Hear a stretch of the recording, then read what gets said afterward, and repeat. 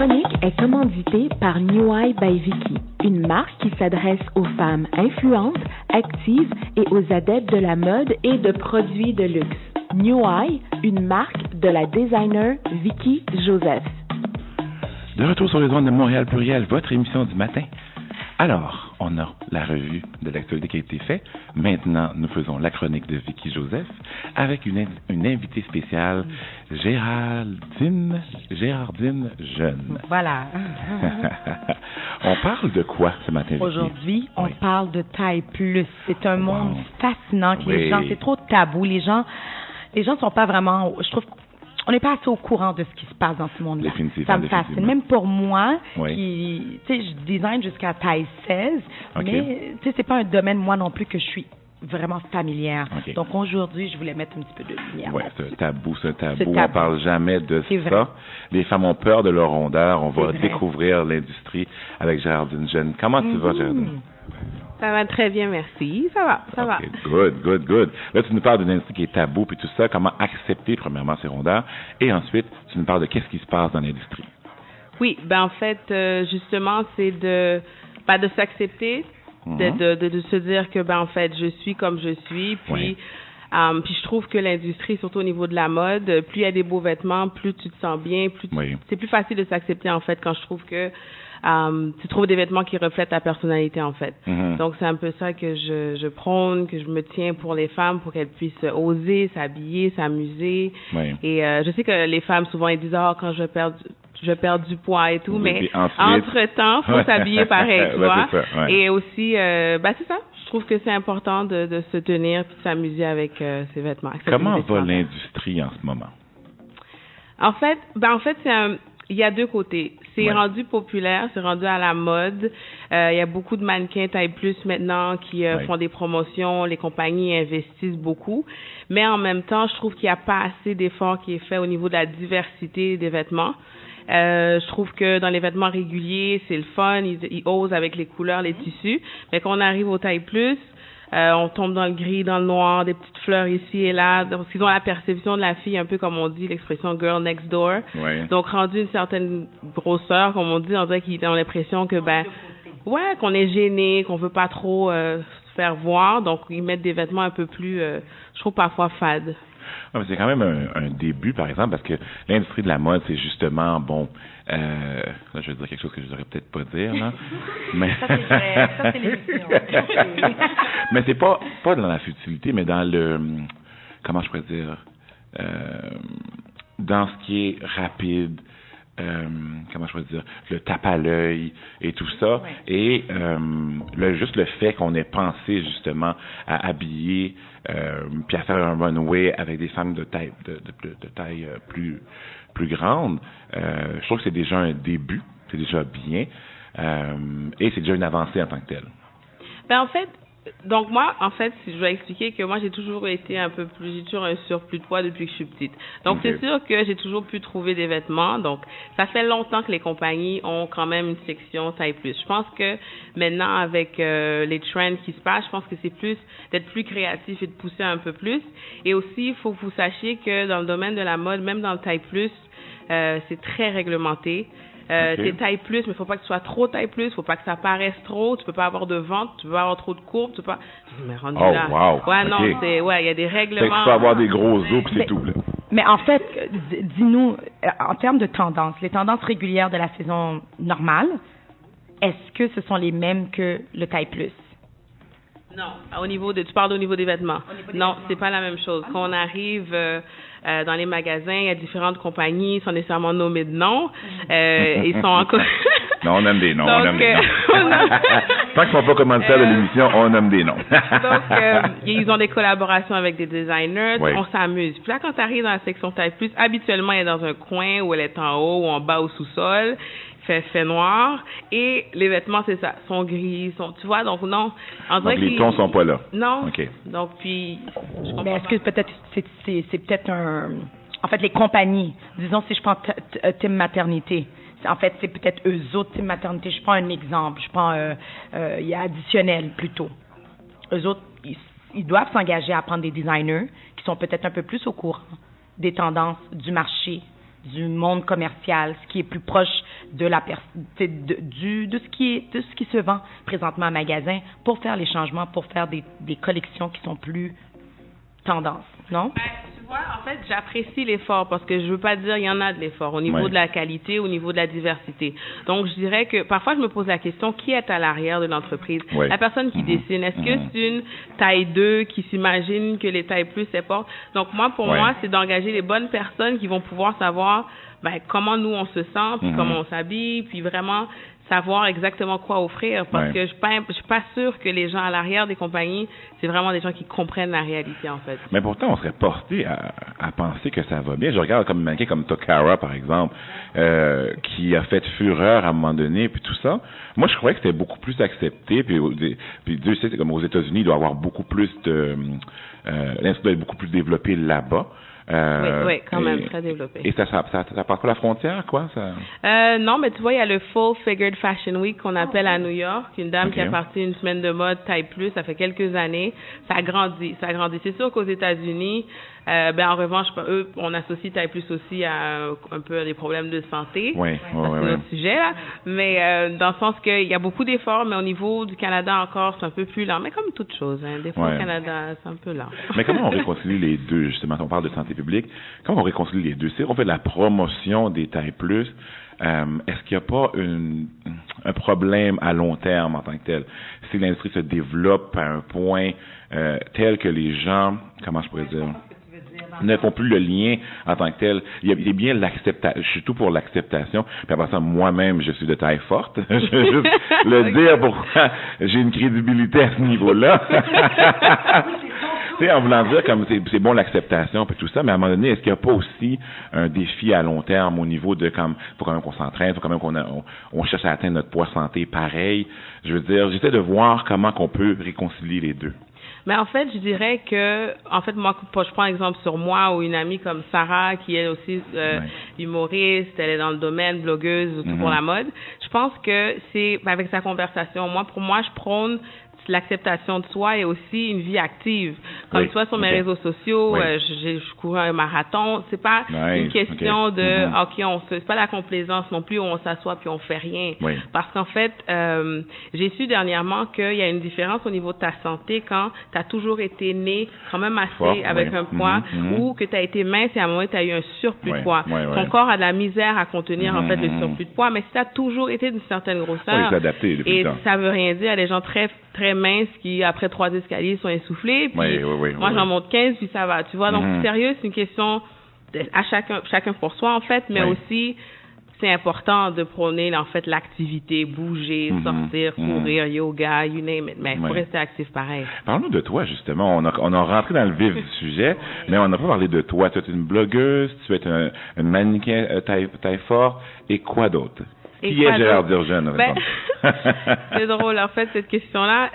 Une femme qui porte plusieurs chapeaux, je dirais, que passée par maquilleuse professionnelle. Puis aussi, ça fait à peu près 5-6 ans que je suis mannequin taille plus. C'est sûr qu'en tant que mannequin, on lâche pas tout, puis on fait ça à temps plein. Là. Non, c'est ça. Donc, les contrats n'abondent pas nécessairement, mais c'est toujours intéressant de pouvoir s'utiliser pour aider les autres, pour inspirer.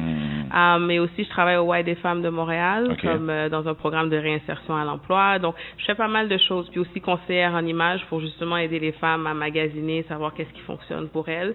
Donc, je me suis dit... Au niveau de la taille plus que tu fais l'image.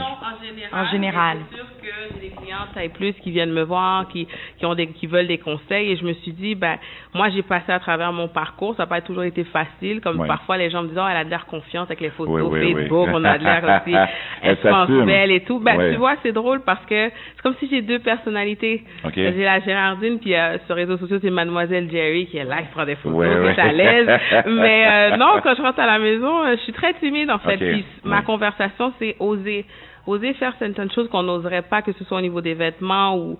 Puis moi, je dis souvent aux gens d'arrêter de dire non, de dire oui plus souvent. Quand on t'offre une opportunité, on t'offre un « Oh, mais ça, viens voir. » De dire oui plus souvent, je sais pas, ça ouvre des portes. Puis je m'amuse, en fait. Quel conseil, justement, tu aurais à donner aux femmes qui ont de la misère à s'habiller, probablement à cause de leur taille, et qui ne s'assument pas? OK, à un moment donné, il faut s'assumer. C'est sûr qu'on peut être adepte de toutes sortes de diètes, puis Dieu seul sait qu'il y a des diètes, il y a des comment on appelle ça, j'ai oublié le mot, les shakes qu'on prend le matin, puis toutes sortes d'affaires, mais en même temps, entre-temps, pendant la période de perte de poids, il faut quand même qu'on s'assume en tant qu'individu. Qu'est-ce que tu aurais à leur dire à ces femmes-là, justement? C'est une très bonne question, en fait. C'est pas évident. Je remarque souvent, c'est du cas par cas. Chaque femme a son vécu.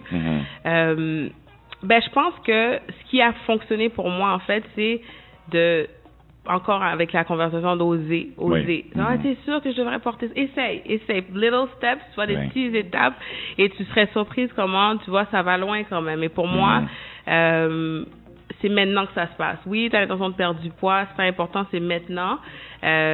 Puis tu mérites d'être belle, tu mérites d'être attirante, tu le mérites. Puis souvent, on a l'impression qu'on mérite pas, ou pourquoi moi, on le mérite, tu vois. Donc, Puis c'est ça, je dirais du cas par cas aussi. Est-ce que tu as quelques trucs pour ne pas avoir l'air que les vêtements paraissent trop grands, ou que les vêtements ne paraissent pas trop petits, ou pour la femme qu'elle ne paraisse pas enceinte pour une taille plus? Alors, est-ce que tu as des trucs précis à nous? Vicky, you went there.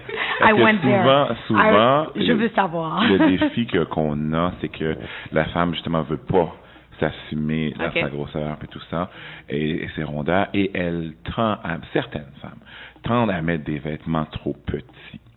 OK. Tout le monde le voit, à part la femme qui le met elle-même. Elle le sait aussi. Elle le sait. Elle le sait. Donne-nous des trucs, justement, sur ça, parce que l'été s'en vient, hein? L'été est là, l'été est à nos portes, et tout ça, puis nous, on aime nos femmes quand elles se sentent bien dans leur peau. Ça transparaît dans leur visage, ça transparaît dans leur attitude, et lorsque elles ont des vêtements trop petits, ça paraît qu'elle n'est pas bien dans sa peau. OK. En fait, je dirais, premièrement, pour celles qui portent des vêtements justement trop petits, c'est de se renseigner puis d'aller voir qu'il y a différentes marques. Comme je prends un exemple comme Zara. Oui. C'est une très belle boutique. Moi aussi, je voudrais aller là et tout dévaliser, mais je peux pas. Donc, à un moment donné, c'est se dire, OK, bon, ça ne fait pas les vêtements, de se renseigner, voir, en fait, l'achat en ligne aussi. Il y a beaucoup de compagnies aux États-Unis qui vendent des vêtements très tendance taille plus. Donc, c'est de se renseigner pour aller chercher des beaux vêtements qu'ils nous font. Et aussi, il faut faire attention avec les tendances, comme par exemple la tendance de mettre une ceinture autour de la taille pour affiner.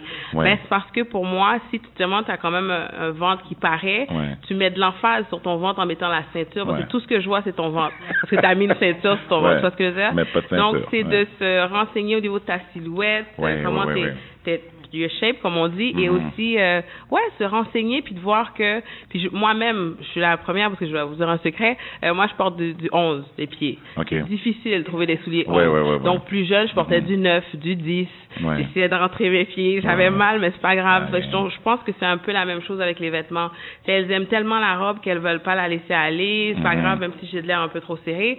C'est de se renseigner, puis de dire c'est correct, mais d'aller chercher un petit peu plus loin pour avoir un peu de variété. Mais justement, les souliers, parle-en des souliers, parce que moi-même, c'est tout un défi. Je déteste rentrer et acheter des souliers parce que j'ai les pieds un peu plus larges. Ouais, OK. Et c'est vraiment pas la tendance en ce moment. Il y a le bec fin, le soulier long, comment ils appellent ça encore, ce qu'on voit dans nos communautés beaucoup, là, le gaiter, là, c'est crocos, puis tout ça, puis je regarde ça, je dis, je vais même pas essayer. Puis je prends toujours le même modèle de souliers parce que c'est ça qui me fait. Okay. Est-ce qu'il y a justement des magasins particuliers que, comme tu peux recommander aux gens d'y aller pour rendre l'expérience du shopping plus attrayante, disons? En fait, plus jeune, je traversais toujours la frontière pour aller chez Payless avant que Payless arrive à Montréal. Parce qu'ils vont jusqu'à 16, genre 12, 13 dans les pieds pour les pointures, sont même grands. C'est sûr que Payless, hein. Donc, au niveau de la qualité, parfois, c'est pas top. Mais dernièrement, ils collaborent avec des designers, donc ils ont une qualité un petit peu plus intéressante. Et j'aime beaucoup Winners. Mine de rien, ils vont jusqu'à 12, grandeur 12 et pieds pour femmes. Donc, moi, je m'amuse, j'arrive toujours à trouver. Mais c'est sûr que comme toute chose, il faut retourner, il faut chercher, il faut être patiente aussi. Donc, moi, j'ai pas de patience, mais quand même, j'ai pas le choix, tu vois. Donc, faut se promener, faut chercher. Puis, qu'est-ce que tu penses qui doit changer pour que les gens, comme des personnes comme moi, c'est qu'on puisse comprendre mieux le monde du taille plus? Est-ce qu'il y a une évolution à faire? Est-ce qu'il y a une certaine... T'aimerais nous dire quelque chose? Parce que je pense qu'il y a des femmes taille plus qui pensent que les filles qui sont minces, qui ont sûrement une perception, les filles ou les hommes qui sont plus minces ont sûrement une mauvaise perception par rapport au monde de la taille plus? Qu'est-ce qui doit être fait en général? Qu'est-ce qui doit être fait selon toi? Bonne question. D'ouvrir les yeux, parce que sincèrement, d'avoir une conversation comme si on connaissait pas de gens taille plus, je trouve ça un peu hypocrite. Que ce soit surtout dans la communauté, là, on s'entend. Si on a la conversation qu'on est sec, comme on dit, non, comme tu as un surplus de poids, c'est correct aussi, tu vois. Donc, quelqu'un a une cousine, une tante, une maman, une amie, quelque chose. Donc, pour moi, c'est d'ouvrir les yeux, puis de se dire, ça fait partie de la réalité, ça fait partie du monde de tous les jours. Et aussi... aussi au niveau de la conversation aussi. Donc, quand moi j'en parle, même soit dernièrement, j'ai mis taille plus comme hashtag sur Instagram. Il y a un ami qui m'a dit, t'es pas taille plus. Il a commencé à s'énerver. J'ai dit, écoute, t'as pas à t'énerver. Moi, je suis bien. Et souvent, les gens veulent pas dire, dis pas que t'es comme ça, dis pas. Non, c'est correct. C'est ça qui est ça. Je m'apitoie pas sur mon sort en disant que je suis taille plus. Je l'assume. Donc, et en fonction de l'industrie des vêtements, quand t'es rendu après 12, t'es taille plus.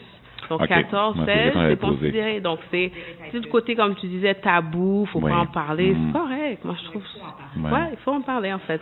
Est-ce que tu as un site web à nous proposer, justement, où ce que des femmes taille plus sont mises en valeur et qui aiderait, justement, aux femmes à s'habiller, à s'inspirer, justement, avant la saison fatidique qu'est l'été?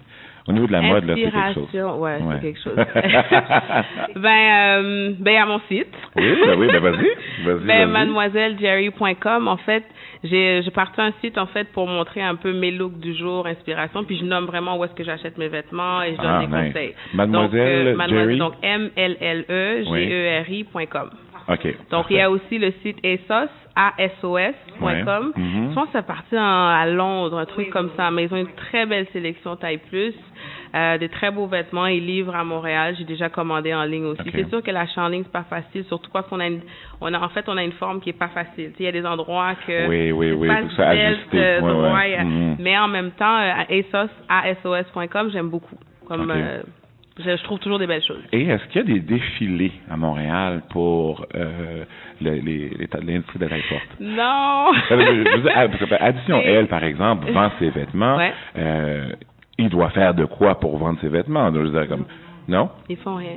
Tu vois, il y a le H&M qui a une ligne taille plus. Ça fait quelques mois, personne ne savait. Mois? Oui, ça fait quelques mois, puis c'est en Rosemère. Premier endroit qu'ils décident d'aller, c'est à Rosemère. Il y a des femmes, il y a plus de femmes taille plus à Rosemère. Puis là, à un moment donné, j'ai collaboré avec une blogueuse, justement, puis on a fait une capsule pour montrer les vêtements. Ça a fonctionné parce qu'il y a pas mal de femmes qui ont été achetées. Donc, je dirais que, justement, il n'y a pas assez de défilés pour montrer les vêtements, pour joindre un peu les compagnies, pour dire voici ce qui se passe pour la tendance et tout. C'est drôle que tu en penses, que j'ai même pensé à faire quelque chose là-dessus. Là. C'est un créneau. J'ai plein de missions, là. Donc, non, ce serait beau un défilé. Je sais que le Festival Mode et Design l'année passée avec Angelo Cadet, on avait fait un défilé, puis vraiment ils avaient une diversité au niveau et ça a vraiment fonctionné. Même lui était quand même très content, très heureux du résultat. Donc je dirais que en fait, le fait que tu l'aies lancé, c'est parce qu'il y a quelque chose qui va se passer, c'est sûr, bientôt, mais il faudrait qu'il y ait un défilé de mode pour présenter. Et au niveau des designs, pas des mannequins. Parle-nous de quelqu'un mannequin, là.